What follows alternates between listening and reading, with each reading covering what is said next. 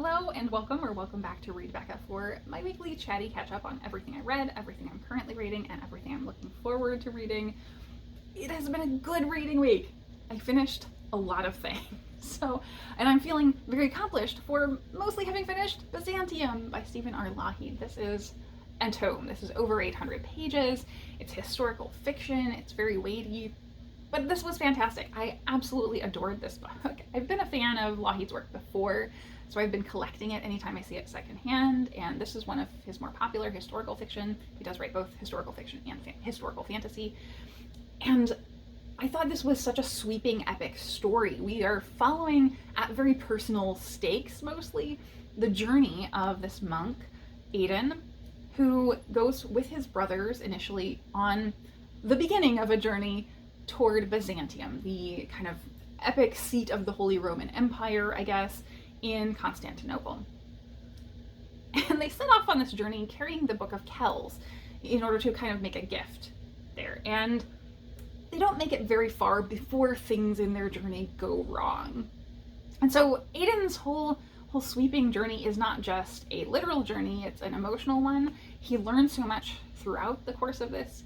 He sets off very much having not experienced the world and becomes a very worldly man. He travels all over. He ingratiates himself to leaders. He becomes a slave. He learns new languages. He even makes it to the Arab world and encounters Islam and kind of has this cultural exchange and religious exchange with these people. There's even a slight romantic subplot to this. So I think what I love the most about this is that he very quickly comes in with Vikings. And I don't want it to be a spoiler, but a huge portion of the book involves Aidan living with Vikings after having been sort of beset by sea wolves, who are the Vikings. And so him incorporating himself into this Viking culture and his impacts on their lives and kind of the way he gains respect and shares his religion with these Vikings is so well done. I do think from a religious perspective, Lawhead is a Christian author and writes both traditionally published and Christian published works.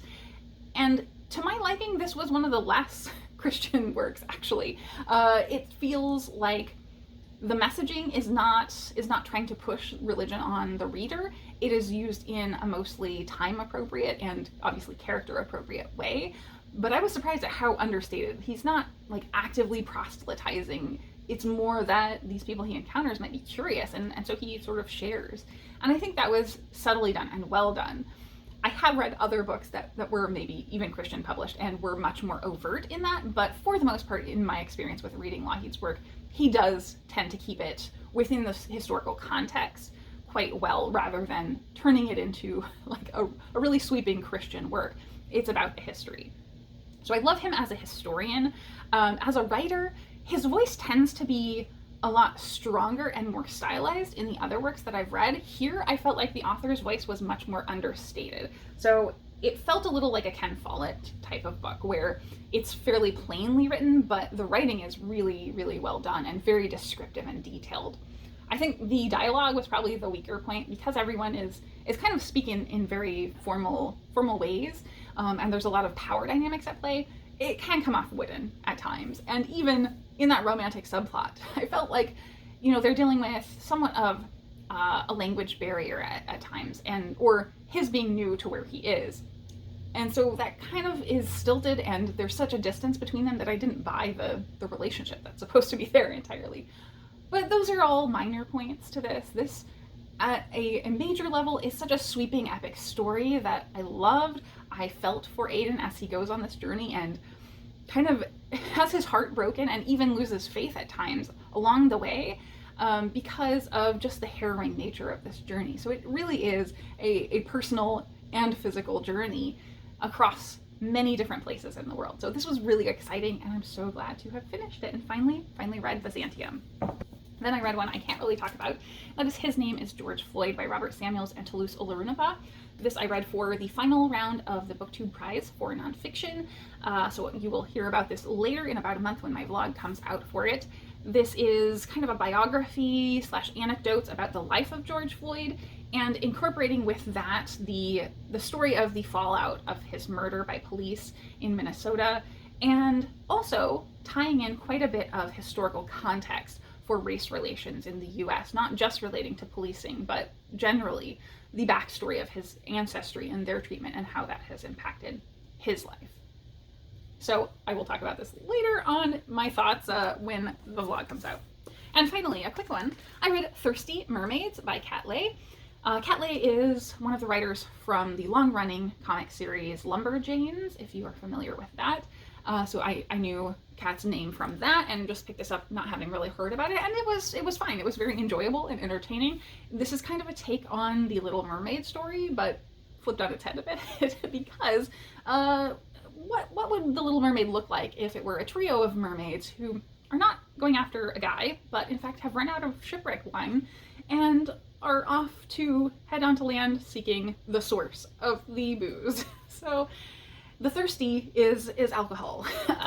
Yeah, so they're very raucous and irreverent mermaids. There's a lot of nudity, but it's not sexual nudity. Obviously, they're mermaids, so they don't know about clothes. They just kind of wander around, and it becomes very mundane. This is like a realistic take of the Little Mermaid in that once they get there and they can't change back, they have to figure out how to survive. They kind of make friends, find people who will sympathize with them, get jobs, that's very important, and they struggle through the human existence, in fact. One of them is a sea witch, and I really liked that this incorporated a minor element of what does feeling completely as an outsider and even body dysmorphia is incorporated here. I think this was too brief to really explore any of the themes that it incorporated with the nuance and subtlety that it really needed, but there are moments there that I think were done well. I didn't like that, in fact, we kind of had a negative comment about somebody's body weight, and it seems like it's just thrown in there and not really kind of explored, not really talked about or pushed back on, even though, like, clearly that's not something that would have ever been said in the opposite direction. And it seems like this just gets away with it because she is thin rather than fat. It was kind of just a throwaway comment, so I didn't take it too seriously, but I do kind of wish it hadn't been there.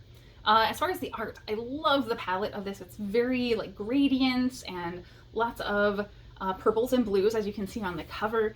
I found that to be the perfect style for telling this kind of irreverent story. It's very colorful and bright. And I loved our individual characters because they're all so distinct on the page. As far as this book, it was fine. It was entertaining. I don't think I will find it too memorable, but I'm glad I read it. In terms of what I have in progress, now that I've really read down my previous currently reading, this is the last long-term currently reading. It's Tess of the D'Urbervilles by Thomas Hardy. I'm fully into this now and really moving forward on it. Every time I pick it up, it's so easy to read, but it was kind of on the back burner since I had so many long-term things. So that is the priority right now. And then I also have started An Immense World by Yong, my next BookTube prized book. And I have an ebook on the go. I'm reading After the Dragons by Cynthia Zhang. I actually started it when I was in line for the Corpse Flower a couple weeks ago, and I had not anticipated reading anything at the time, so it just was like a quick read on my phone, and I got halfway through it. So now I'm trying to make a little progress and finish that because it's just a little short novella. And on audio, I am very nearly done with Pageboy by Elliot. So that is everything I have in progress right now. In life, I just have stress. I was supposed to go out to a festival today, but it is pouring down rain. You can't tell, hopefully, but my brightness is completely maxed out to try and get any light into this room because it's completely dark out. So stress in terms of work, in terms of life, is very, very high. And also, you may or may not have noticed, I've kind of reduced the amount of videos that I've been making between these weekly videos. And then that's been part of it. It has been the stress, it's been not necessarily a reading slump. I think I was a little slumpy. I was very slowly reading through things, and also not wanting to look at myself on camera, not feeling like editing. Like, that is really, I think, the most frustrating thing about BookTube, is the having to watch yourself back. There are definitely times when you're just like, I cannot stand to sit down and talk to myself in a camera, to sit down and watch myself on camera and edit. Even if you have very minimal editing, you at least have to kind of go through and rewatch the video to make sure there's no corruption or nothing's completely wrong with it. And just doing that is, it's a trial some days. That's one of the things you don't really think about with BookTube. So that has been a challenge. I've definitely been feeling, as I said, a little bit of the slump, but reading Byzantium, I read 350 pages in the past 3 days. So once I actually had gotten His Name is George Floyd off my plate and was able to just fully focus on this, it flew by and I really was enjoying it. And I just haven't been feeling that about reading for a little while, even though I've been loving all my books lately. It's just been such a slow process to sit down and read, and the stress has been definitely affecting that. So booktube and books had been not great, and I'm feeling like we're very much looking up going into the next week. I don't have any recommendations this week. It's been a catch-up week where I've not watched a lot of videos, but I did notice apparently the season is upon us of people returning to booktube, because I had 3 people I subscribe to that have been gone for quite a while that all posted videos saying they're coming back within the same day, I think, this week. So they tend to come in waves. Particularly, I'm excited, Rick McDonnell, a Canadian booktuber who's very calm, very mellow, not very flashy production, just talks about books. He also started the Booktube Spin, which was a great fun event. So really excited to have him back in particular. So I think that is it for me. I'm hoping the rain dies down so I can go to that festival this weekend at some point, but it's not looking very promising. So it will be a good reading day in either case, though I have quite a bit to get done around the house. My long-haired cat, Ripley, also has declared it fall, so I think that bodes well for reading seasons. I'm definitely an autumnal reader. I'm not very seasonal, but I do like autumn, because we had about 20-degree temperature drop from a solid over 100 week down into the mid-80s today with the rain, and it's supposed to stay much cooler from here on. So she's been getting a little unusually cozy with me, for considering it's summer still, and that usually is a good sign that we're turning into autumn. So we will see if it sticks. I hope it does. So that is it, I think, for me today. Thank you so very much for watching.